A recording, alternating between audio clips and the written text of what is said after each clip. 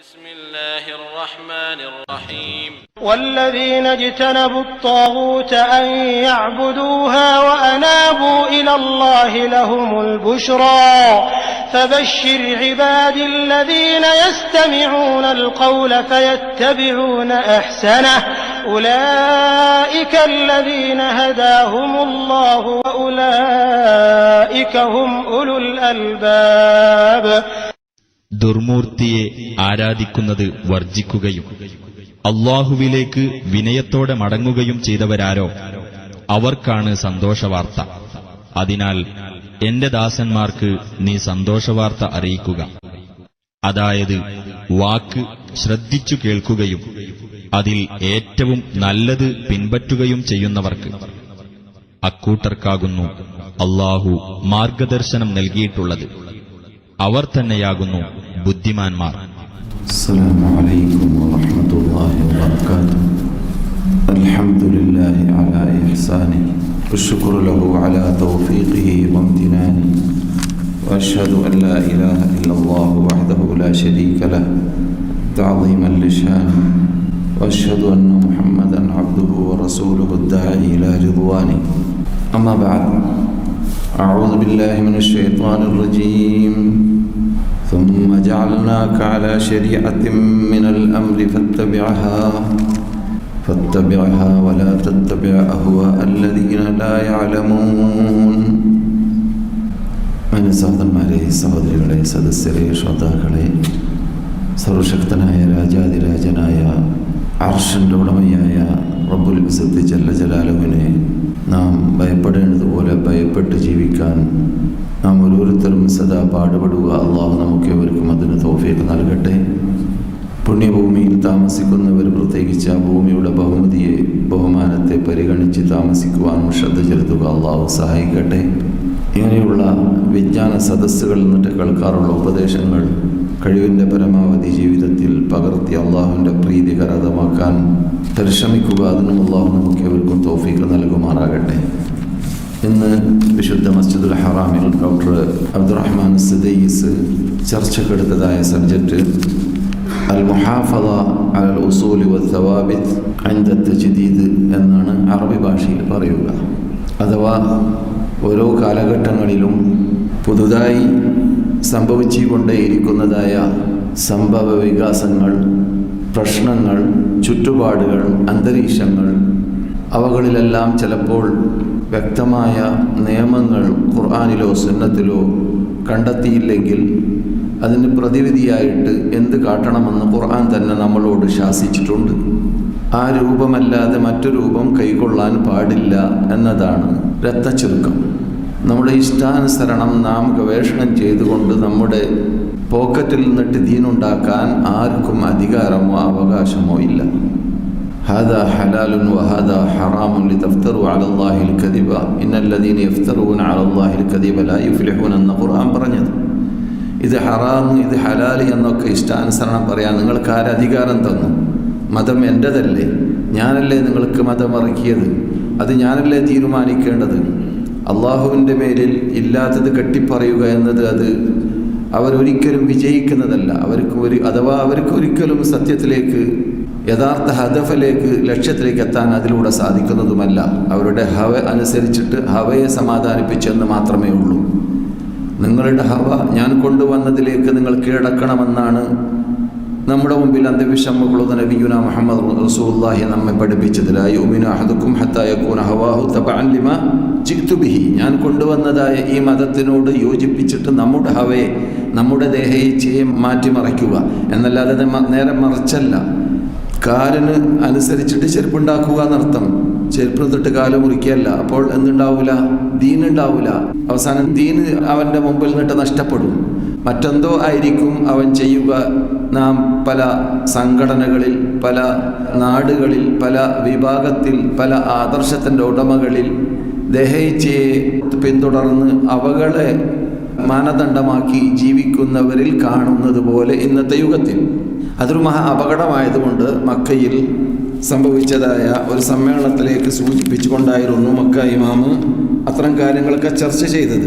ഒരുപക്ഷെ നിങ്ങൾക്ക് അതിനെക്കുറിച്ച് അറിയാമായിരിക്കും. 1200ഓളം ലോക പല വ്യത്യസ്ത ചിന്താഗതിക്കാരെന്ന് വേണമെങ്കിൽ പറയാം, വ്യത്യസ്ത വിഭാഗക്കാർ പലരുടെയും പണ്ഡിതന്മാർ സമ്മേളിച്ചുകൊണ്ട് 1200ഓളം പേര് മക്കയിൽ വസീഖത്ത് മക്ക എന്ന പേരിൽ 139 രാഷ്ട്രത്തിൽ നിന്നിട്ടായിരുന്നു സമ്മേളനം മക്കത്ത് നടന്നത്.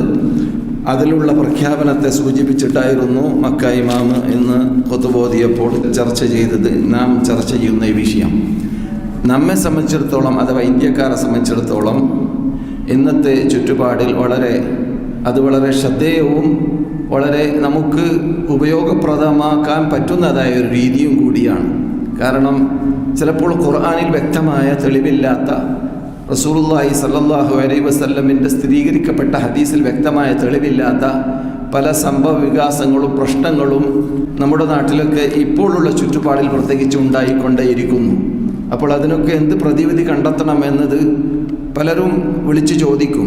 ഞാൻ ചോദിക്കുന്നവരോടൊക്കെ കഴിഞ്ഞ ക്ലാസ്സിൽ ഞാൻ സൂചിപ്പിച്ചതുപോലെ, ജാലിയാത്ത് ഓഫീസിൽ നടന്ന ക്ലാസ്സിൽ സൂചിപ്പിച്ചതുപോലെ ഞാൻ അവരോട് മറുപടി പറയാറുള്ളത്, നിങ്ങൾ ജീവിക്കുന്ന അന്തരീക്ഷത്തിലുള്ളതായ ഖുർആനും സുന്നത്തും അനുസരിച്ച് അള്ളാഹുവിനെ ഭയപ്പെടുന്നവരാണെന്ന് നിങ്ങൾക്ക് തോന്നുന്ന തൗഹീദ് ഉൾക്കൊണ്ട സത്യവിശ്വാസികളാകുന്ന പണ്ഡിതന്മാർ അവിടെ ധാരാളമുണ്ട്.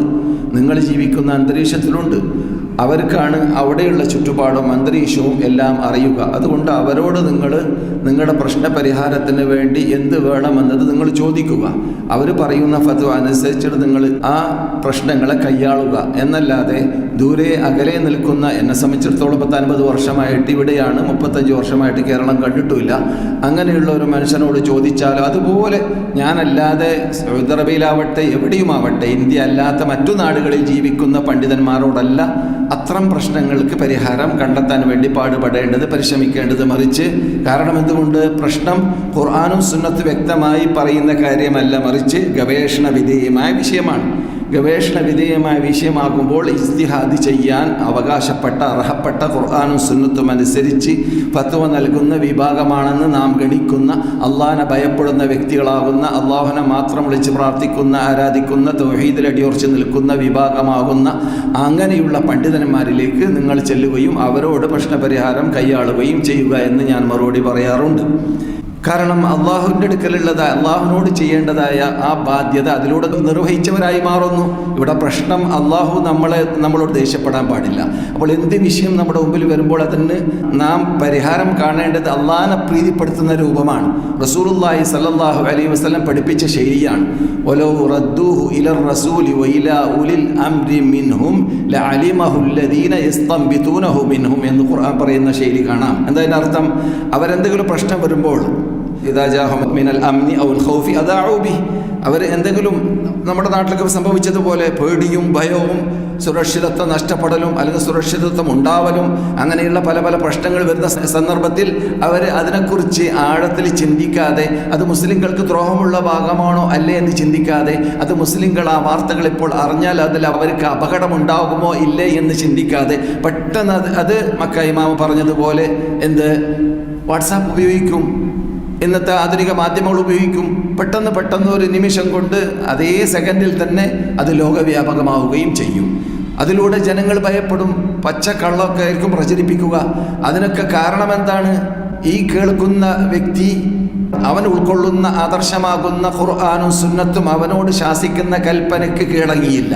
അവൻ്റെ ദേഹ ഇച്ഛയ്ക്ക് കീഴടങ്ങി. അവൻ ആ ഭയപ്പെടുന്ന, ജനങ്ങൾ ഭയപ്പെട്ടു പോകുന്ന വാർത്തകൾ മറ്റുള്ളവരോട് പറയാൻ പാടില്ല, ഉറപ്പിക്കാതെ, അത് ശരിയാണോ തെറ്റാണോ എന്ന് ഉറക്കാതെ മറ്റുള്ളവരോട് പറയൽ വളരെ തെറ്റാണ്. നാം ഒരു മുസ്ലിമിനെ പേടിപ്പിക്കൽ, വെറും ഇങ്ങനെ കൈകൊണ്ട് തട്ടി പേടിപ്പിക്കൽ മുസ്ലിം റിപ്പോർട്ട് ചെയ്യുന്ന ഹദീസിൽ പാടില്ല. തർവീഉൽ മുഅ്മിന് ഒരു മുസ്ലിമിൻ്റെ സ്വഭാവത്തിൽ പെട്ടതല്ല, അത് മഹാ അപകടമാണ്. റസൂലുള്ള കർശനമായ ഭാഷയിൽ വിരോധിച്ചതാണ്. എന്നിരിക്കുമ്പോൾ പിന്നെ ആയിരക്കണക്കിന്, പതിനായിരക്കണക്കിന്, ലക്ഷക്കണക്കിന് മുസ്ലിങ്ങൾ പേടിപ്പിക്കുന്നതായ വാർത്തകളൊക്കെ അതിൻ്റെ ആധികാരികത മനസ്സിലാക്കാതെ, അതിൻ്റെ യാഥാർത്ഥ്യം മനസ്സിലാക്കാതെ പെട്ടെന്ന് അത് പ്രചരിപ്പിക്കുക, അത് മഹാ അപകടമാണ്, അപകടത്തിലേക്കാണ് ആണ് ചെന്ന് ചേർക്കുക എന്നർത്ഥം. അതുകൊണ്ട് അത്തരം കാര്യങ്ങളൊക്കെ നമ്മുടെ മുമ്പിൽ വരുന്ന സന്ദർഭത്തിൽ എന്തുകൊണ്ട് അള്ളാഹ് പറയാണ്, എന്തുകൊണ്ട് അവർ റസൂലുള്ളാഹിന്റെ കാലഘട്ടമാണെങ്കിൽ റസൂലിലേക്ക് മടങ്ങുന്നില്ല? ഔ ഇലാ ഉലിൽ അംരി മിൻഹും, അല്ലെങ്കിൽ അവരുടെ കാലഘട്ടത്തിൽ, ഏത് കാലഘട്ടത്തിൽ? റസൂൽ ഇല്ലാത്ത കാലഘട്ടം, ഖിയാമത്ത് നാൾ വരെ ഉള്ള ജനങ്ങളിൽ ഇവിടെ നമുക്ക് സംഭവിക്കുന്ന പല പല പ്രശ്നങ്ങൾ, അതിന് പരിഹാര മാർഗങ്ങൾ ഖുർആനിലും സുന്നത്തിൽ വ്യക്തമായ തെളിവുകളില്ലെങ്കിൽ സന്ദർഭോചിതമായിട്ട് അവകളെ ഖിയാസാക്കാൻ പറ്റുന്ന തെളിവുകൾ ഏതാണെന്ന് അന്വേഷിച്ച് കണ്ടുപിടിച്ച് ഇസ്തിംബാത്ത് ചെയ്ത് ഗവേഷണം ചെയ്ത് വിധി പറയുന്ന പണ്ഡിതന്മാർ അവരെന്തുകൊണ്ട് സമീപിച്ചില്ല? അതിന് പറ്റുന്ന, അതിന് അർഹപ്പെട്ട ഉലുൽ അംറിലേക്ക് അവരെന്തുകൊണ്ട് മടങ്ങിയില്ല എന്ന് ഖുർആൻ ചോദിക്കുന്നു. അങ്ങനെയാണെങ്കിൽ അതിലൂടെ അവർ പരിഹാര മാർഗം കണ്ടിരുന്നേനെ. അങ്ങനെ പല പ്രശ്നങ്ങളുണ്ട്. സമയം ശേഷിക്കുമെങ്കിൽ അവസാനം അവിടേക്ക് മടങ്ങുകയും ചെയ്യാം. ഇവിടെ മക്ക ഇമാമ് പറഞ്ഞ വിഷയത്തിലേക്ക് ചെല്ലാം. മക്ക ഇമാമ് വളരെ ആധികാരികതയുള്ള ഖുർആനും സവാബിത്ത്, ഇസ്ലാമിൻ്റെ സവാബിത്ത്, അടിസ്ഥാന ഇസ്ലാമിൻ്റെ തത്വങ്ങൾ, അതാണ് സവാബിത്ത് പറഞ്ഞാൽ. അടിസ്ഥാന ഇസ്ലാമിൻ്റെ അടിസ്ഥാന തത്വങ്ങളിലേക്ക് മടങ്ങിയിട്ടല്ലാതെ, അടിസ്ഥാന തത്വങ്ങൾ എന്ന് പറയുന്ന സവാബിത്തിൽ ഖുർആനും പെട്ടു സുന്നത്തും പെട്ടു. നമ്മെ സംബന്ധിച്ചിടത്തോളം നാം ഒറിജിനൽ അഹ്ലുസ് സുന്നത്ത് ജമാഅത്തിന്റെ ആശയാദർശം ഉൾക്കൊള്ളുന്ന വ്യക്തികളായതുകൊണ്ട് നമ്മെ സംബന്ധിച്ചിടത്തോളം ഖുർആനും സുന്നത്തും എന്ത് വേണം? ആസ്പദമാക്കണം. എന്തിന്? പ്രതിവിധി കണ്ടെത്താൻ. എപ്പോൾ പ്രശ്നങ്ങൾ കൈയാളേണ്ടി വരുമ്പോൾ, പുതുതായിട്ട് വരുന്ന പ്രശ്നങ്ങൾ. അങ്ങനെ പുതുതായിട്ട് വരുന്ന പ്രശ്നങ്ങൾ കൈയാളുന്ന സന്ദർഭത്തിൽ അവിടെ പണ്ട് തന്നെ റസൂലുള്ള പറഞ്ഞ ഒരു സന്തോഷ വാർത്തയുണ്ട്. എന്ത്? ഓരോ നൂറ്റാണ്ടിൻ്റെ സമാപനത്തിൽ അല്ലെങ്കിൽ ഓരോ നൂറ്റാണ്ടിൻ്റെ തുടക്കത്തിൽ മുജദ്ദിദ് ഇവിടെ ഉണ്ടായിക്കൊണ്ടേ ഇരിക്കുമെന്നതാണ്. മുജദ്ദിദ് എന്ന് പറഞ്ഞാൽ ഈ മതത്തിൽ വരുന്നതായ വീഴ്ചകളെ നെഗറ്റീവും കൊണ്ട് ജനങ്ങളെ വളഞ്ഞ റൂട്ടിൽ നിന്നിട്ട് സത്യപാന്താവിലേക്ക് മടക്കുന്നതായ ആൾക്കാരുടെ പേരാണ് മുജദ്ദിദീങ്ങൾ. ഈ മുജദ്ദിദീങ്ങൾ പണ്ട് തന്നെ 1-ാം നൂറ്റാണ്ടിൽ മുജദ്ദിദ് ഇന്നാളായിരുന്നു, 2-ാം നൂറ്റാണ്ടിൽ മുജദ്ദിദ് ഇന്നാളായിരുന്നു എന്നൊക്കെ നമ്മുടെ ഇമാം അഹ്മദ് ഹംബൽ മഹാനായ ഉമർ ഇബ്നു അബ്ദുൽ അസീസിനെ കുറിച്ച് 1-ാം നൂറ്റാണ്ടിന്റെ സമാപനത്തിൽ എന്നും 2-ാമത്തെ നൂറ്റാണ്ടിന്റെ സമാപനത്തിൽ അത് ഇമാം മുഹമ്മദ് ഇബ്നു ഇദ്രീസ് ശാഫിഈ അൽ മുത്തലിബി എന്നും മഹാനായ ഇമാം അഹ്മദ് ഹംബൽ പറഞ്ഞതായിട്ട് കാണാം മുജദ്ദിദീങ്ങൾ എന്ന്. അപ്പോൾ മുജദ്ദിദി എന്ന് പറഞ്ഞാൽ പുതിയ ദീൻ കൊണ്ടുവരുന്ന ആളല്ല. ദീൻ അവസാനിച്ചു. മക്ക ഇമാം, മദീന ഇമാമിന്റെ വിഷയം അതാണ്. അദ്ദേഹം തുടങ്ങി വെച്ച വിഷയം തന്നെ അതാണ്. എന്ത്? അൽയൗമ അക്മൽതു ലക്കും ദീനക്കും വഅത്മംതു അലൈക്കും നിഅമതി വറദീതു ലക്കുമുൽ ഇസ്ലാമ ദീന. അപ്പോൾ ഈ മതം അല്ലാഹു സുബ്ഹാനഹു വ തആല പരിപൂർണമാക്കി. അതിലേക്കൊന്നും ചേർക്കാനും കൂട്ടാനും നമുക്ക് ആർക്കും തന്നെ അധികാരമോ അവകാശമോ ഇല്ല. അത് ആവശ്യവും ഇല്ല. പരിപൂർണമായി കഴിഞ്ഞു. വറദീതു ലക്കുമുൽ ഇസ്ലാമ ദീന. ഇസ്ലാമാകുന്ന ഈ മതത്തെ ഞാൻ നിങ്ങളിലേക്ക് പ്രീതിപ്പെട്ട് തന്നിരിക്കുകയാണ് എന്ന് അല്ലാഹുവിന്റെ പ്രഖ്യാപനം നൽകിയത്. അത് ആ ആയത്ത് തന്നെ ഇറങ്ങിയത് ഞാൻ ഇവിടെ പറഞ്ഞിട്ടുണ്ട്, നിങ്ങൾക്ക് പരിചയമുള്ള വിഷയമാണ്. എന്ത്? 23 കൊല്ലത്തെ റസൂലുള്ളാഹിന്റെ നുബുവത്ത് റിസാലത്ത് ജീവിതത്തിന്റെ സമാപനത്തിലാണ്. അതുവരെ ആയത്ത് ഇറങ്ങിയില്ല. അതേസമയത്ത് ഖുർആന്റെ തർത്തീബ് അനുസരിച്ച് തുടക്കത്തിലാണ് സംഭവം ഉള്ളത്, സൂറത്തുൽ മാഇദയിലാണ്. പക്ഷേ തുടക്കത്തിലാണെങ്കിലും അള്ളാഹു അതിനെ ഇറക്കാൻ പിന്തിപ്പിച്ചു. എന്തുകൊണ്ട്? ആ ടൈം ആയിട്ടില്ല എന്നതുകൊണ്ട്. എപ്പോഴാണ് ടൈം? ഇസ്ലാമിന്റെ എല്ലാ വിധി വിലക്കുകൾ ഇവിടെ ഇറങ്ങി കഴിയണം, അത് ഇവിടെ ഫിറ്റാക്കി കഴിയണം, അത് റസൂലുള്ളാഹിയിലൂടെ പ്രഖ്യാപിച്ച് കഴിയണം എന്നതുകൊണ്ട് തന്നെ റസൂലുള്ളാഹി സ്വല്ലല്ലാഹു അലൈഹി വസല്ലം ഹിജ്റയുടെ ഏകദേശം ഒരു അഭിപ്രായത്തിൽ 6-ാമത്തെ വർഷം തന്നെ ഹജ്ജ് നിർബന്ധമായിട്ടുണ്ടെന്നാണ്. 6-ാമത്തെ വർഷം തന്നെ ഹജ്ജ് നിർബന്ധമായിട്ടുണ്ട്. റസൂൽ ചെയ്തത് അവസാനത്തെ വർഷമാണ്, 10-ാമത്തെ വർഷമാണ് റസൂൽ ഹജ്ജ് ചെയ്തത്. അതുവരെ ഹജ്ജ് ചെയ്തിട്ടില്ല. ഈ ഹജ്ജ് നിർബന്ധമായ ശേഷം റസൂൽ അബൂബക്കറിനെയും അലിയിനെയും അയച്ചിരുന്നു ഹജ്ജിന് വേണ്ടി റളിയല്ലാഹു തആല അൻഹുമാ. അതേസമയത്ത് റസൂലുള്ളാഹി സ്വല്ലല്ലാഹു അലൈഹി വസല്ലം ഹജ്ജിന് പോയില്ല. എന്ത്? അതൊക്കെ അള്ളാഹുവിന്റെ ഇലാഹി തഖ്തീത്താണ്, ഇലാഹി പ്ലാനിംഗ് ആണ്. അള്ളാഹുവിന്റെ ആ തഖ്തീത്ത് അനുസരിച്ചിട്ടേ എന്തും ഇവിടെ സംഭവിക്കുകയുള്ളൂ. റസൂലുള്ളാഹി സ്വല്ലല്ലാഹു അലൈഹി വസല്ലം ചെയ്യേണ്ടതായ യുദ്ധങ്ങളും ഇന്നലെ രാത്രി നിങ്ങൾ കേട്ടതായ തബൂക്ക് യുദ്ധം എന്ന് പറഞ്ഞാൽ അത് അന്തരീക്ഷം ക്ലിയർ ആക്കാൻ വേണ്ടിയുണ്ടായ യുദ്ധമാണ് എന്നല്ലാതെ പോരാട്ടമോ കൊലയോ ഏറ്റുമുട്ടലോ ഒന്നും തന്നെ സംഭവിച്ചിട്ടില്ല. എല്ലാം കൂടെ മുസാലഹത്തും അങ്ങും ഇങ്ങും നീക്കുപോക്കും, അങ്ങും ഇങ്ങും സുൽഹും, അങ്ങും ഇങ്ങും ജിസിയ തരാൻ വേണ്ടി ആവശ്യപ്പെടലും, ഉപ രാജാക്കന്മാരായ റോമൻ ചക്രവർത്തിമാരുടെ കീഴിൽ അറബ് രാഷ്ട്രത്തെ ഭരിച്ചിരുന്നതായ രാജാക്കന്മാര് ഈ നാട്ടിന്റെ അറ്റത്ത്, ഇപ്പോൾ ഉള്ളതായ സൗദി അറേബ്യ എന്ന് പറയുന്ന നാട്ടിന്റെ അറ്റത്ത് പല നാടുകളിൽ അവര് കയറിക്കൂടിയിരുന്നു. ഗസ്സാൻ ഗോത്രക്കാരും ഗസ്സാൻ രാജാവും അവരുടെ സിൽബന്ദികളുമെല്ലാം. അങ്ങനെയുള്ള ആൾക്കാരെയെല്ലാം റസൂലുള്ളാഹി സ്വല്ലല്ലാഹു അലൈഹി വസല്ലം തബൂക്ക് യുദ്ധം എന്ന പേരിൽ ചെയ്തതായ ആ യുദ്ധത്തിൽ ജയ്ഷുൽ ഉസ്റ എന്ന പേരിൽ ഒരു മഹാപട്ടാളത്തെ ഇവിടെ തെളിച്ചു കൊണ്ടുപോയി. എന്നിട്ട് അവിടെ ക്യാമ്പടിച്ചു. മഹാ അർത്ഥവത്തായ അർത്ഥഗംഭീര്യത ഉൾക്കൊള്ളുന്നതായ ബലീഗത്തായ പ്രസംഗം റസൂലുള്ളാഹി അവിടെ വെച്ചിട്ട് പട്ടാളക്കാരോട് പ്രസംഗിച്ചു. അതിനുശേഷം റസൂലുള്ളാഹി സ്വല്ലല്ലാഹു അലൈഹി വസല്ലമയുടെ വരവേൽപ്പ് കേട്ടപ്പോൾ എന്ത് സംഭവിച്ചു? റോമൻകാരുടെ പട്ടാളം 40,000-ഓളം വരുന്നതായ മഹാശക്തന്മാർ, അന്ന് ഭൂമിയിൽ ജീവിക്കുന്ന പട്ടാളക്കാരിൽ അതിശക്തന്മാരാണ് അവർ. അത്രയും വലിയ ശക്തന്മാരായ ആ പട്ടാളക്കാർ റസൂലുള്ളാഹി സ്വല്ലല്ലാഹു അലൈഹി വസല്ലമയുടെ സഹാബാക്കളും അവിടെ യുദ്ധം ചെയ്യാൻ വേണ്ടി വന്നു എന്ന വാർത്ത കേട്ടപ്പോൾ ചില റിപ്പോർട്ടുകളിൽ കാണുന്നു, അവരുടെ ഫാദരിമാർ ചോദിച്ചു റസൂല് കൂടെയുണ്ടോ എന്ന് സിയഡിമാരോട്. അപ്പോൾ പറഞ്ഞു റസൂല് കൂടെയുണ്ട്. അപ്പോൾ അവരുടെ മറുപടി എന്തായിരുന്നു? ഒരു ദൂതരോട് യുദ്ധം ചെയ്യാൻ ഞങ്ങളെ കൊണ്ട് സാധിക്കൂല, അതുകൊണ്ട് ഞങ്ങൾ പോവുകയാണെന്നിട്ട് അവർ സ്ഥലം വിട്ടു. നേതൃത്വങ്ങൾ സ്ഥലം വിട്ടപ്പോൾ പട്ടാളവും ഛിന്ന ഭിന്നമായി സ്ഥലം വിടുകയും ചെയ്തു. പക്ഷേ റസൂലുള്ളാഹി സ്വല്ലല്ലാഹു അലൈഹി വസല്ലം എന്താണ് അതുകൊണ്ട് ഉദ്ദേശിച്ചത്? ഒരു പേടിപ്പിക്കലാണ്, അന്തരീക്ഷം ക്ലിയറാക്കലാണ്. ഈ മദീന അതിൻ്റെ പരിസരത്തിൽ, അതുപോലെ മക്ക അതിൻ്റെ പരിസരത്തിൽ, ഈ വിശുദ്ധ ഭൂമിയുടെ പരിസരത്തിലുള്ളതായ അൽ ജസീറ അൽ അറബിയ എന്ന പേരിൽ അറിയപ്പെടുന്നതായ അറബ്യൻ ഉപഭൂഖണ്ഡം, അത് ഇവിടെ സുരക്ഷിതത്വത്തോടു കൂടി ജീവിക്കുന്നവരായി മാറണം. റസൂലുള്ളാഹി സ്വല്ലല്ലാഹു അലൈഹി വസല്ലം യുദ്ധത്തിന്റെ പേരിലാണ് പുറപ്പെട്ടത് എങ്കിലും പോരാട്ടം നടന്നിട്ടില്ല എന്നതും പുറപ്പെടൽ കൊണ്ട് ഉദ്ദേശിച്ചത് അവരെ ഭയപ്പെടുത്തൽ, ലിതുർഹിബൂന ബിഹി അദുവല്ലാഹി വഅദുവക്കും എന്ന് പറഞ്ഞ ആ ശത്രുത പ്രയോഗിച്ചുകൊണ്ട്, ശത്രു ഉപയോഗപ്പെടുത്തിയും കൊണ്ട് റസൂലയെയും റസൂല ഭരിക്കുന്ന ജീവിക്കുന്ന ഈ മദീനയെയുമെല്ലാം ഉന്മൂലനം ചെയ്യണമെന്ന് ലക്ഷ്യം വെച്ചുകൊണ്ട് അവിടുന്ന് ഖസ്സാൻ രാജാവും അവരുടെ അനുയായികളും അവരാരുടെ ഹലീഫുകളാണ്. അവരെ ഹെൽഫ് ചെയ്തവർ ആരോടാണ്? നല്ല രാത്രി നാം പറഞ്ഞു, അവര് റോമൻകാരോടാണ്. അവരുമെല്ലാം ഉദ്ദേശിച്ച വാർത്തകൾ ബുഖാരിയിലുണ്ട്. എന്തെങ്കിലും കഥയൊന്നും പറയല്ല. സഹീൽ ബുഖാരിയിൽ റസൂലുള്ളാഹി ഭാര്യമാരുമായിട്ട് ഒരു മാസം ചൊടിച്ച ഒരു സംഭവം പറയുന്ന നീണ്ട ഹദീസിൽ ഉമർ ഇബ്നുൽ ഖത്താബ് പറയുകയാണ് റളിയല്ലാഹു തആല അൻഹു, എന്ത് ഞാൻ റസൂലുള്ളാഹിന്റെ ഹദ്റത്തിലേക്ക് ദൈനംദിനം പോകാൻ, ബുഖാരിയുടെ ഹദീസാണ്, ദൈനംദിനം പോകാൻ എന്നെ കൊണ്ട് സാധിക്കാത്തത് കൊണ്ട് എൻ്റെ അയൽവാസിയായ അൻസാരിയെ ഒരു ദിവസം ഏൽപ്പിക്കും, ഞാനൊരു ദിവസം പോകും. ഞാൻ പോകുന്ന ദിവസമല്ലാത്ത അൻസാരി പോകുന്ന ദിവസത്തിൽ റസൂലുള്ളാഹിന്റെ വീട്ടിൽ നിന്നിട്ട്, റസൂലുള്ളാഹിന്റെ സാന്നിധ്യത്തിൽ നിന്നിട്ട് സല്ലല്ലാഹു അലൈഹി വസല്ലം ഒരു മഹാവാർത്തയുമായിട്ട് വന്നു. എന്നിട്ട് വാതിലിടിച്ചു. ഞാൻ ചോദിച്ചു, ഖസ്സാൻ രാജാവ് പുറപ്പെട്ടോ? ഖസ്സാൻ രാജാവ് വന്നോ? അവർ പേടിപ്പിച്ചുകൊണ്ടേ ഇരിക്കുന്നുണ്ട് എന്നതുകൊണ്ടാണ് ആ തോന്നലും ആ ചിന്തയും ആ ചോദ്യവും ഉടലെടുത്തത്. ഇല്ലെങ്കിൽ ആ ചോദ്യം ചോദിക്കൂലല്ലോ. അപ്പോൾ മഹാനായ ആ അൻസാരി സഹാബി പറഞ്ഞു, അതല്ല പ്രശ്നം, അതിനേക്കാളും വലിയ പ്രശ്നമാണ്. എന്താണ്? മൂപ്പര് തെറ്റിദ്ധരിച്ചു പോയതാണ്. എന്താണ് പ്രശ്നം? റസൂലുള്ളാഹിന്റെ ഭാര്യമാർ റസൂലുള്ളാഹി തലാഖിൽ ഇരിക്കുകയാണെന്ന്. അങ്ങനെ ഒരു തെറ്റിദ്ധാരണ അവരിൽ ഉണ്ടായതാണ്. അങ്ങനെ റസൂലുള്ളാഹി ഭാര്യമാരെ ഒന്നടങ്കം മാസകാലം തലാഖ് ചൊല്ലിയിട്ടില്ല. സ്ഥിരീകരിക്കപ്പെട്ടത് ഹഫ്സനെ മാത്രം ഒരു തലാഖ് ചൊല്ലി ഉടനെ തന്നെ അള്ളാഹിന്റെ കൽപ്പന അനുസരിച്ച് മടക്കിയെടുക്കുകയും ചെയ്തു. അതോടെ വിഷയമല്ല. വിഷയം എന്താണ്? ആ അവർ ചെയ്യുന്ന ചർച്ചയിൽ എന്ത് വരുന്നു? ഖസ്സാൻ രാജാവ് വന്നോ എന്നാണ് ചോദ്യം. അപ്പോൾ അത്രയും അന്ന് വ്യാപകമായ ഒരു സംഭവമായിരുന്നു എന്ത്? ഈ നാട്ടിൽ നടക്കുന്നതായ ആ മഹാ ഇസ്ലാമാകുന്ന വിശുദ്ധ പ്രസ്ഥാനത്തിന്റെ വിജയ പതാക പറന്നുകൊണ്ടിരിക്കുന്ന അന്തരീക്ഷത്തെ മങ്ങം വരുത്താൻ വേണ്ടിയുള്ളതായ പരിശ്രമം പരിസരത്തിൽ ശരിയായി നടന്നുകൊണ്ടേയിരിക്കുന്നുണ്ട് എന്ന വിവരം ഇവർക്ക് മുൻകൂട്ടി ലഭിച്ചിട്ടുണ്ട്. അത് കാരണത്താൽ അവരൊരു പാഠം പഠിപ്പിക്കാൻ വേണ്ടിയായിരുന്നു റസൂലുള്ളാഹി സ്വല്ലല്ലാഹു അലൈഹി വസല്ലം പോയത്. അതുകൊണ്ട് തന്നെ ആ പോക്കിൽ റസൂലുള്ളാഹി സ്വല്ലല്ലാഹു അലൈഹി വസല്ലം അവരോടി എന്ന വാർത്ത കേട്ട ശേഷം, പട്ടാളക്കാരോടി എന്ന വാർത്ത കേട്ട ശേഷം അവരുടെ ആ നാട്ടിലുള്ള ഓരോ രാജാക്കന്മാരുമായിട്ട് ഉടമ്പടിയും മീസാക്കും നടത്തി. നിങ്ങൾക്ക് അള്ളാഹുവിന്റെ അമനത്ത്, റസൂലുള്ളാഹി ഉപയോഗിച്ച ശൈലിയാണ് അമനത്തുല്ലാഹി റസൂലിഹി, അഥവാ അള്ളാഹുവിൻ്റെയും അള്ളാഹുവിൻ്റെ റസൂലിൻ്റെയും സംരക്ഷണം നിങ്ങൾക്കുണ്ട്.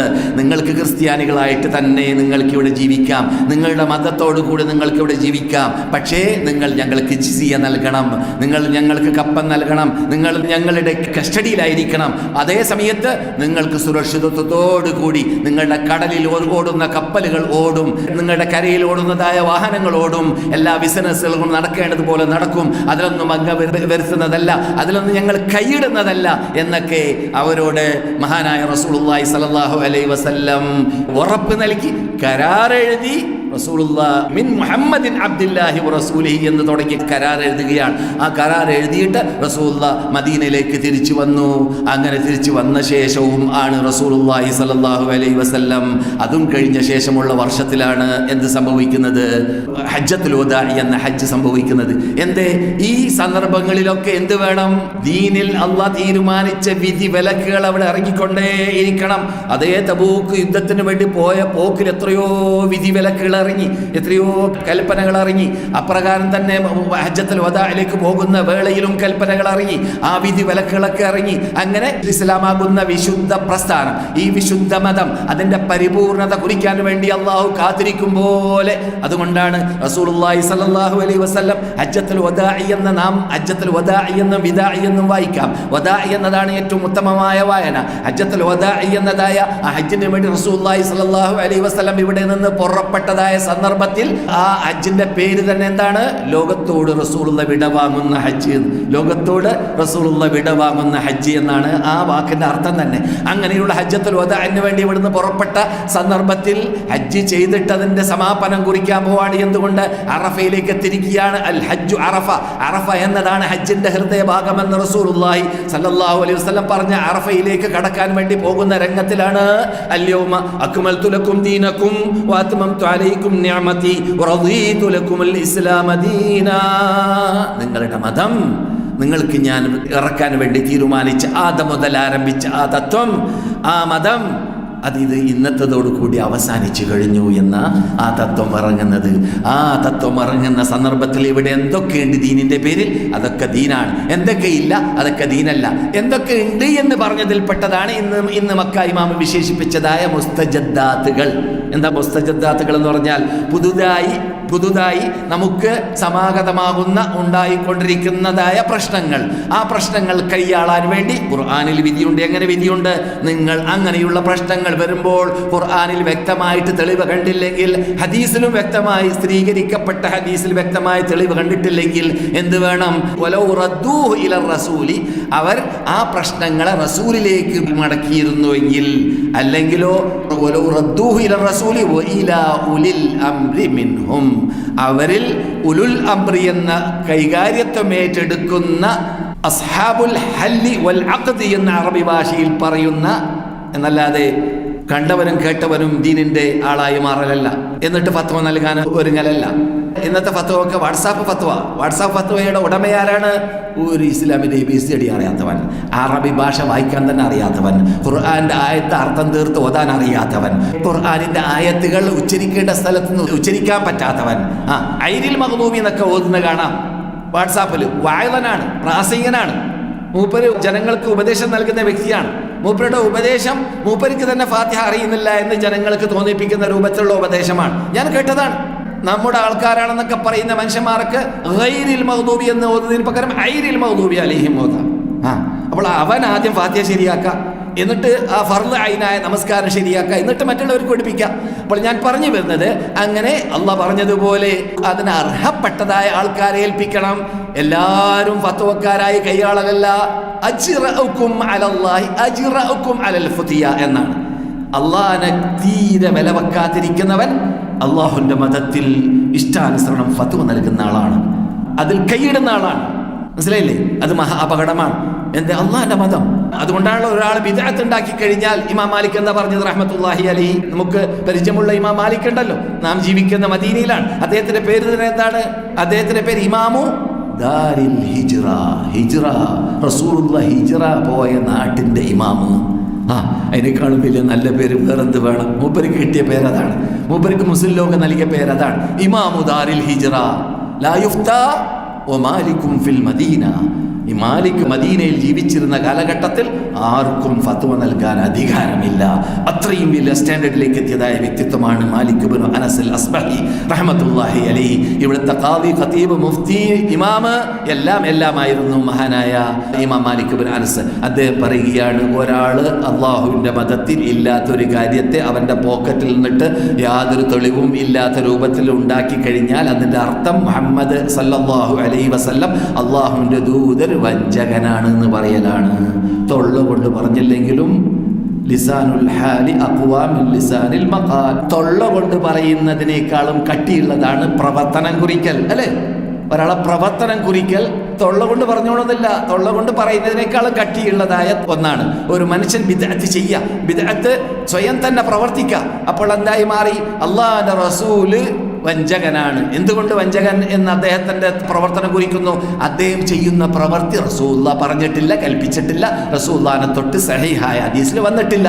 ഖുർആനിലില്ലാത്ത വേറെ പ്രശ്നം, ഖുർആനിൽ തീരെയില്ല, റസൂലുള്ളാഹി പറഞ്ഞിട്ട് പോലും ഇല്ലാത്തതായ ആനപ്പോക്കാവട്ടെ, സന്തൽ പോക്കാവട്ടെ, ജന്മദിനാഘോഷമാവട്ടെ, മരണദിനാഘോഷമാവട്ടെ, അള്ളാഹു അല്ലാത്ത വിളിച്ച് പ്രാർത്ഥിക്കലാവട്ടെ, എന്തെല്ലാം അനാചാരങ്ങൾ ലോകത്തിൽ റസൂലുള്ളാഹിന്റെ കാലഘട്ടത്തിൽ 1, 2, 3 നൂറ്റാണ്ട് എന്ന് റസൂലുള്ളാഹി വിശേഷിപ്പിച്ച നല്ലവർ ജീവിച്ച കാലഘട്ടത്തിൽ ഇല്ലാത്തതായ അനാചാരങ്ങൾ ലോകത്തിൽ ഉടലെടുത്തിട്ടുണ്ടോ? അതിൻ്റെയൊക്കെ പേരാണ് എന്ത്? ബിദ്അത്ത്. അതിനെക്കുറിച്ച് റസൂലുള്ളാഹി പറഞ്ഞ ബുഖാരിയിലും മുസ്ലിമിലുമുള്ള വ്യത്യസ്ത 2 ഹദീസുകൾ ഇവിടെ സാധാരണ പറയാറുണ്ട്. മൻ ഹദസ ഫീ അംരിനാ ഹാദാ മാ ലൈസ മിൻഹു ഫഹുവ റദ്ദുൻ മൻ അമില അമലൻ ലൈസ അലൈഹി അംറുനാ ഫഹുവ റദ്ദുൻ. ഈ 2 ഹദീസും വളരെ കടുകട്ടിയുള്ള ഹദീസാണ്. അതിൻ്റെ അർത്ഥം എന്താണ്? നമ്മുടെ മതത്തിൽ നാം കൽപ്പിക്കാത്ത എന്തെങ്കിലും ഒരാൾ അവൻ്റെ പോക്കറ്റിൽ നിന്നിട്ട് കൂട്ടിച്ചേർത്താൽ അവനിലേക്ക് തന്നെ തള്ളപ്പെടേണ്ടതാണ്, അല്ലാഹ് അത് സ്വീകരിക്കുന്നതല്ല എന്നതാണ്. അതുകൊണ്ടാണ് റസൂലുള്ളാഹി സ്വല്ലല്ലാഹു അലൈഹി വസല്ലം ചെയ്യാത്ത പറയാത്ത ഒരു കാര്യം ഒരാൾ ദീനിലേക്ക് കൂട്ടിച്ചേർത്താൽ അവൻ അതുകൊണ്ട് ചെയ്യുന്നത് പറയുന്നത് എന്താണ്? റസൂലുള്ളാഹി വഞ്ചകനാണ്, റസൂലുള്ളാഹി ഈ സത്യത്തെ ഞങ്ങളിലേക്ക് എത്തിച്ചു തന്നില്ല. എന്തേ റസൂലുള്ളാഹിന്റെ കാലഘട്ടത്തിൽ ഇല്ലാത്തതായ ഉറൂസ് ഉണ്ടാക്കിയവരുണ്ടാക്കുമ്പോൾ അവര് അതിന് തെളിവ് കൊണ്ടുവരുന്നില്ല. അവരുടെ തെളിവ് ഇതാണ്. എന്ത്? അവരുടെ ദേഹയിച്ചയിൽ നിന്നിട്ട് ഉടലെടുത്ത അമിത സൂഫീസത്തിന്റെ ഉടമകൾ ഉണ്ടാക്കിയെടുത്ത ആ അനാചാരങ്ങൾ നിട്ടുണ്ടായതായ ഒന്നാണ് എന്ത്?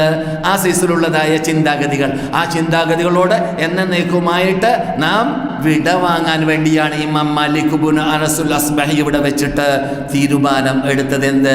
ആരെങ്കിലും അള്ളാഹുവിൻ്റെ റസൂല് കൊണ്ടുവന്ന ഈ വിശുദ്ധ മതത്തിൽ അള്ളാഹുവിൻ്റെ റസൂല് പറയാത്ത ഒരു കാര്യം ചെയ്യുകയോ പറയുകയോ ചെയ്തിട്ട് അത് ദീനിൽപ്പെട്ടതാണ് എന്ന് വാദിക്കുകയാണെങ്കിൽ അവൻ എന്ത് ചെയ്തു?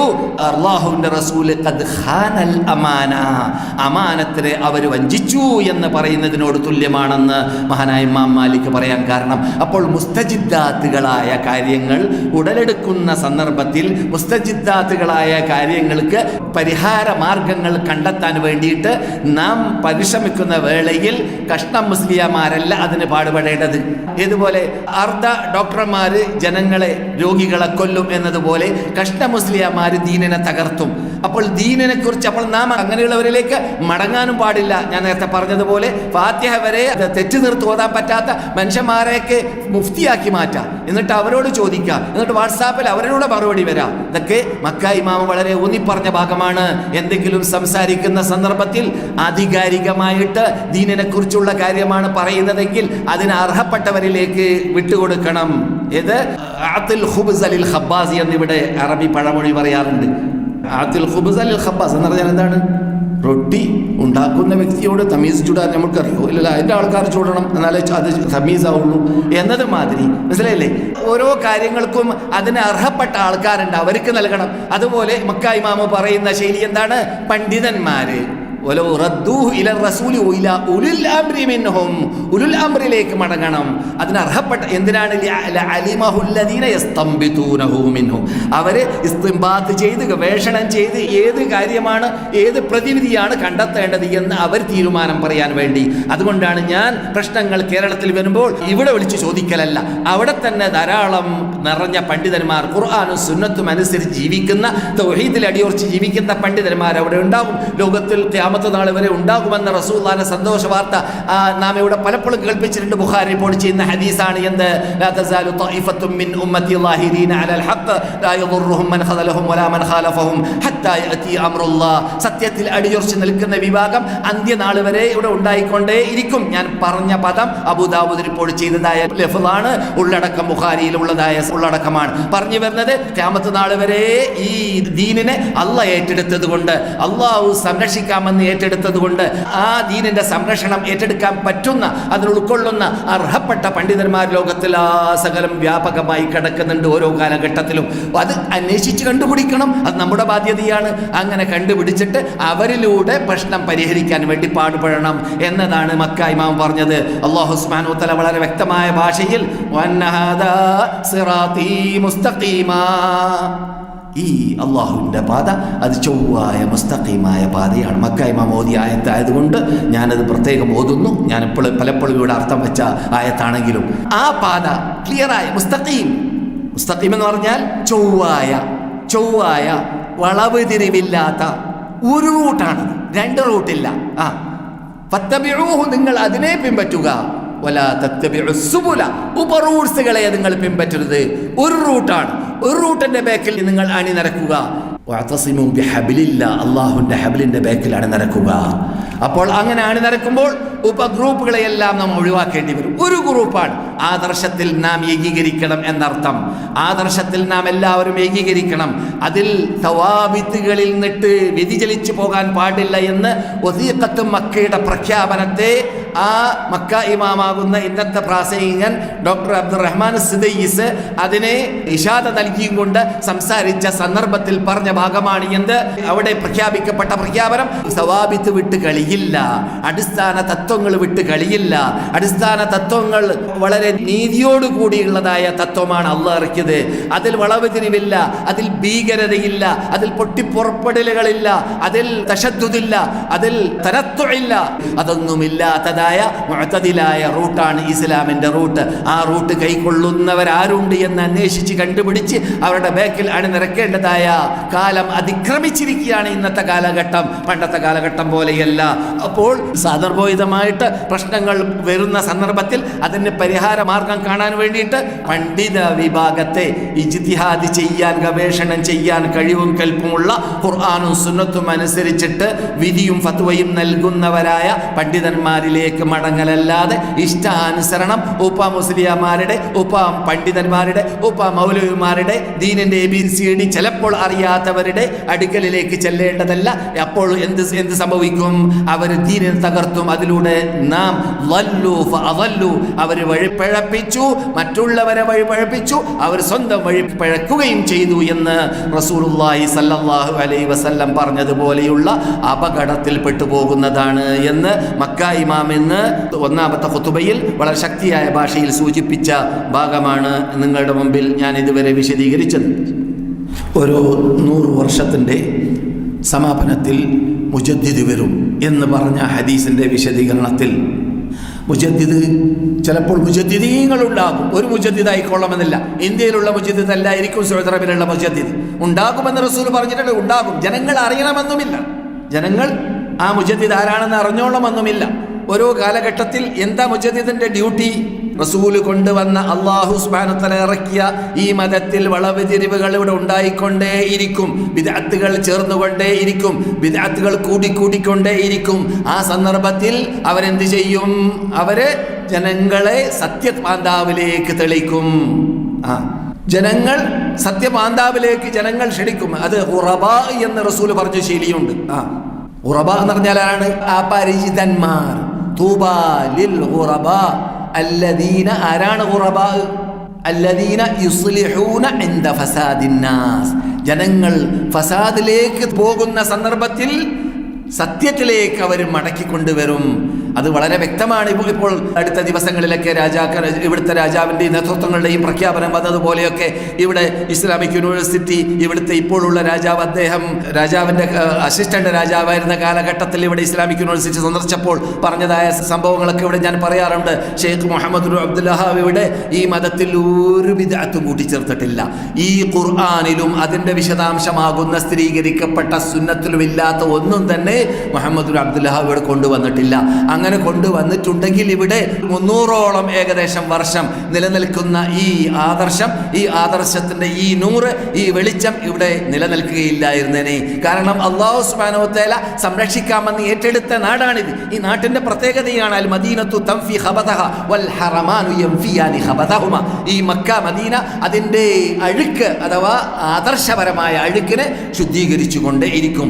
ഇവിടെ ഇന്നലെ പെയ്ത മഴയ്ക്ക് ഇന്ന് മുളച്ച തവര എന്ന് പറയുന്ന രൂപത്തിൽ ചിലപ്പോഴൊക്കെ വിദഅത്തുകളൊക്കെ അവിടുന്നൊക്കെ വരാൻ വേണ്ടി ഇസ്ലാമിന്റെ ശത്രുക്കൾ പരിശ്രമിക്കും. അങ്ങനെയുള്ള പരിശ്രമങ്ങളൊക്കെ നടക്കുന്ന സന്ദർഭത്തിൽ അതിനെ ഈ നാട് സ്വയം ഉന്മൂലനം ചെയ്തുകൊണ്ട് ശുദ്ധീകരിച്ചുകൊണ്ട് ഇരിക്കുക എന്നൊരു പ്രത്യേകത ഈ നാട്ടിന് അല്ലാഹു സുബ്ഹാനഹു വ തആല നൽകിയിട്ടുണ്ട് എന്ന സന്തോഷ വാർത്ത ബുഖാരിയിലൂടെ മുസ്ലിമിലൂടെ നമുക്ക് പലപ്പോഴും കേട്ട് പരിചയമുള്ളതായ സംഭവമാണ്. അങ്ങനെയുള്ള വിശുദ്ധ ഭൂമിയുടെ നേതൃത്വം വഹിക്കുന്നതായ നേതൃത്വങ്ങൾ 300ഓളം വർഷങ്ങളായി ഈ ഇപ്പോൾ കാണുന്ന രൂപത്തിൽ റസൂലുള്ളാഹി സ്വല്ലല്ലാഹു അലൈഹി വസല്ലമിന്റെ കാലഘട്ടത്തിൽ 1, 2, 3 നൂറ്റാണ്ട് വരേക്കും ഉണ്ടായിരുന്ന രൂപത്തിൽ തന്നെ ഉള്ള രൂപത്തിലേക്ക് ഈ നാട്ടിനെ മടക്കി കൊണ്ടുപോകാനുള്ള പരിശ്രമം നടന്നത് അത് ആർക്കും നിഷേധിക്കാൻ പറ്റാത്തതായ ഒരു പച്ച പരമാർത്ഥമാണ്.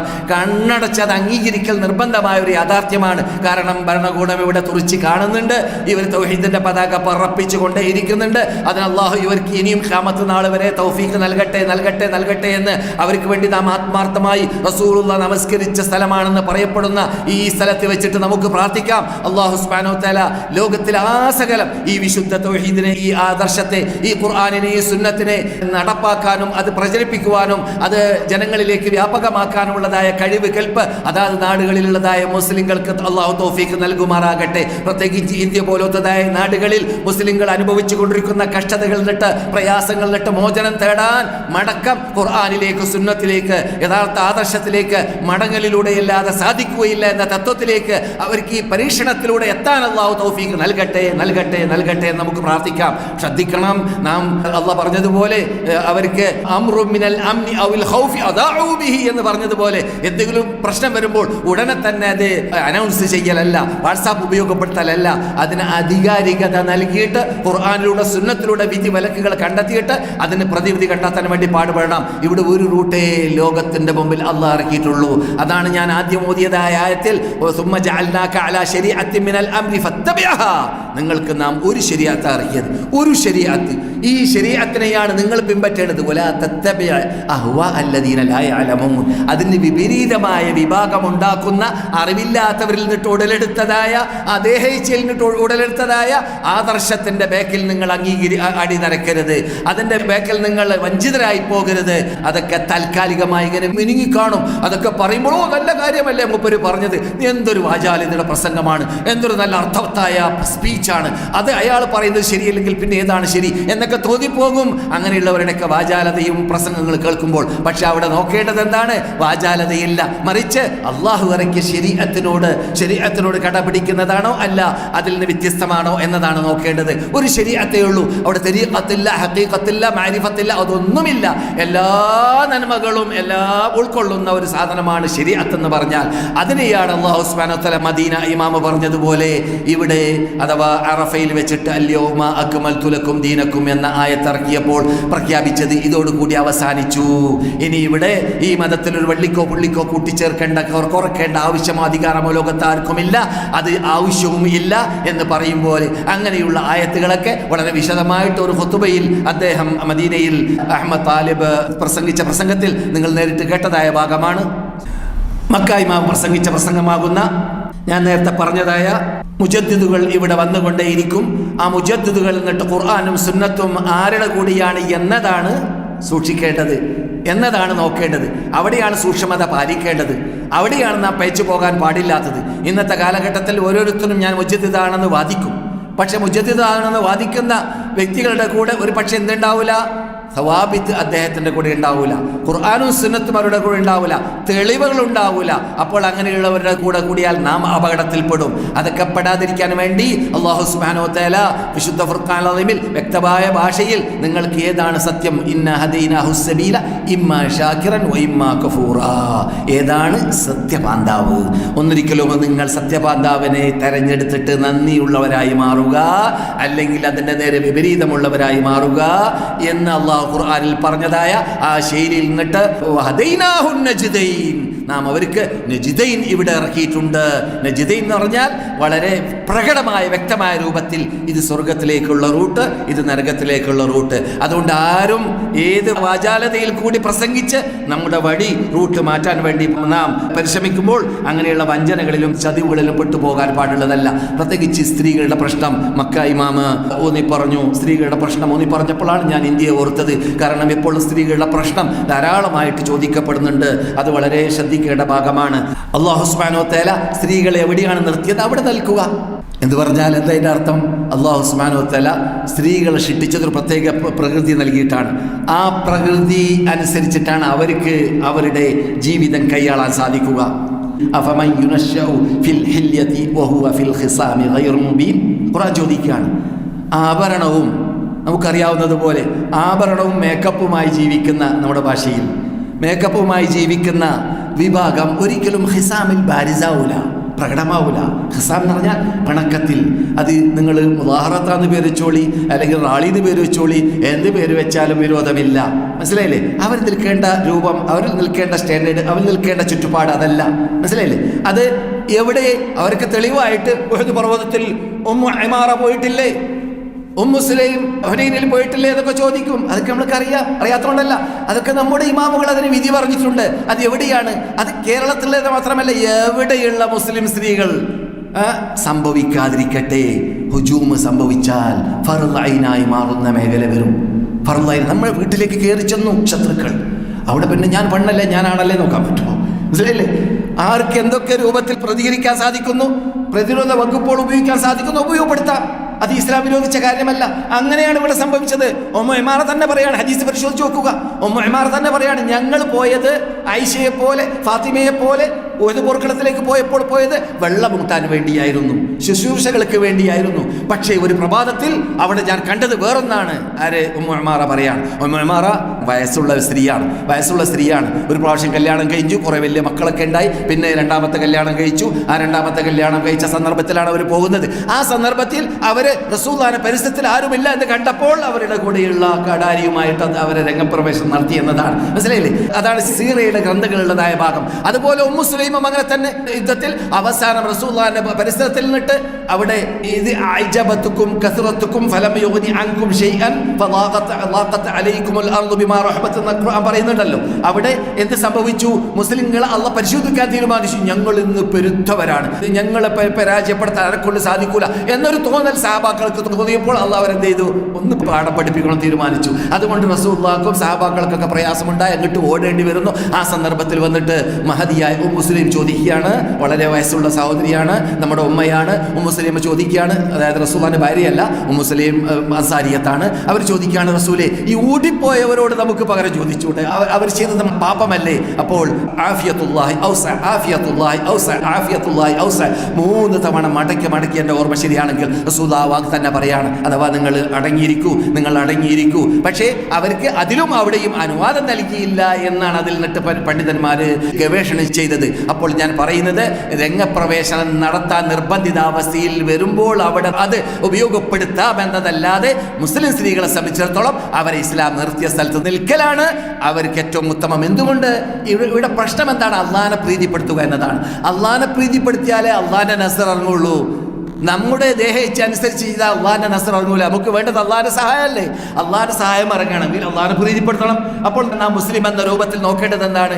അള്ളാഹു പ്രീതിപ്പെടുത്തുന്ന രൂപമാണോ ഞാൻ കൈക്കൊള്ളുന്നത് എന്ന് ഓരോ പെണ്ണും ചിന്തിക്കുക, ഓരോ പുരുഷനും ചിന്തിക്കുക. അപ്പോൾ പ്രശ്നം പരിഹരിച്ചു. എന്നാൽ പിന്നെ റിസൾട്ടിലേക്ക് എത്തിയില്ലെങ്കിലും അള്ളാഹിനെ പ്രീതിപ്പെടുത്തൽ കിട്ടി. അതോടുകൂടി അള്ളാഹു സുബ്ഹാനഹു വ തആല നമ്മെ സ്നേഹിക്കുകയും ചെയ്തു. അതാണ് യാഥാർത്ഥ്യം. ഇത് വളരെ ഷോർട്ടായിട്ടാണ് മക്ക ഇമാമ് സൂചിപ്പിച്ചു. എന്ത്? ഇങ്ങനെയുള്ള മുസ്തജിദ്ദാത്തുകൾ വരുന്ന വേളയിൽ ഗവേഷണം ചെയ്യാൻ വേണ്ടിയുള്ള ചുറ്റുപാടും അന്തരീക്ഷം ഉണ്ടാകുമ്പോൾ സ്ത്രീകളുടെ അവകാശങ്ങൾ മറന്നു പോകരുത്. അവർക്ക് നൽകേണ്ടതായ അവകാശങ്ങൾ നൽകുന്നതിലും പണ്ഡിതന്മാര് എന്ത് ചെയ്യണം? ആത്മാർത്ഥത പുലർത്തുകയും സവാബിത്തിൽ നിന്നിട്ട് വിട്ടുപോകാതെ അവര് പ്രവർത്തിക്കുകയും ചെയ്യണമെന്ന് മക്ക ഇമാമ സൂചിപ്പിച്ച ഭാഗങ്ങളിൽ പെട്ടതാണ്. മദീന ഇമാമും ഞാൻ നേരത്തെ പറഞ്ഞതുപോലെ ദീനിന്റെ പരിപൂർണതയെക്കുറിച്ച് സംസാരിക്കുന്ന ആയത്തുകളൊക്കെ ഓതുകയുണ്ടായി. ഇതുവരെ നാം കേട്ടതിൽ നിന്നിട്ട് ജീവിതത്തിൽ പകർത്തേണ്ട ഭാഗങ്ങൾ പകർത്താൻ അള്ളാഹു തൗഫീഖ് നൽകുമാറാകട്ടെ.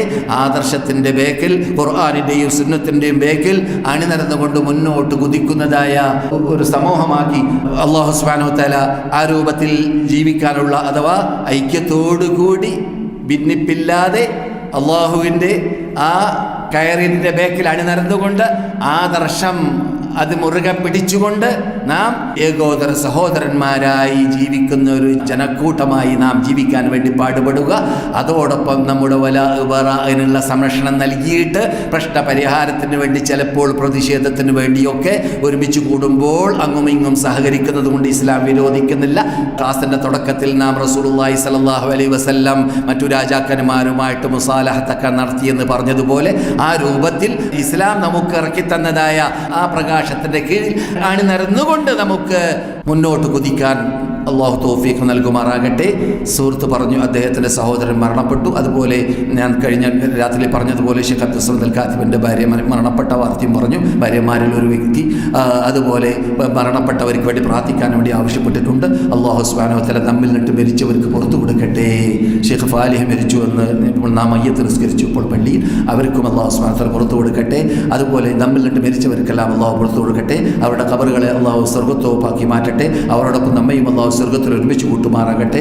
അതുപോലെ നമ്മളോട് ദുആ കൊണ്ട് വസീയത്ത് ചെയ്ത സഹോദര സഹോദരിമാർക്കും നമുക്കുമെല്ലാം പല പല പ്രശ്നങ്ങളുണ്ട്. ആ പ്രശ്നങ്ങൾ പരിഹരിക്കാൻ എന്തിലൂടെ പരിഹരിക്കാൻ? തൗഹീദിലൂടെ, സത്യത്തിലൂടെ, ഇസ്ലാമിലൂടെ പരിഹരിക്കാൻ, ഖുർആനിലൂടെ, സുന്നത്തിലൂടെ പരിഹരിക്കാൻ അല്ലാഹു സുബ്ഹാനഹു വ തആല തൗഫീഖ് നൽകുമാറാകട്ടെ. അല്ലാഹുമ്മ അഇസ്സൽ ഇസ്ലാമ വൽ മുസ്ലിമീൻ വഅദില്ല ശിർക വൽ മുശ്രിക്കീൻ വൻസുർനാ അലൽ ഖൗമിൽ കാഫിരീൻ. اللهم من أرادنا وأراد الإسلام والمسلمين وأراد بلاد الحرمين وحكام وعلماء بلاد الحرمين سوءا اللهم فاشغله في نفسي واجعل تدميره يا حي يا قيوم. ربنا ظلمنا أنفسنا وإن لم تغفر لنا وترحمنا لنكونن من الخاسرين. ربنا آتنا ما وعدتنا على رسلك ولا تخزنا يوم القيامة إنك لا تخلف الميعاد.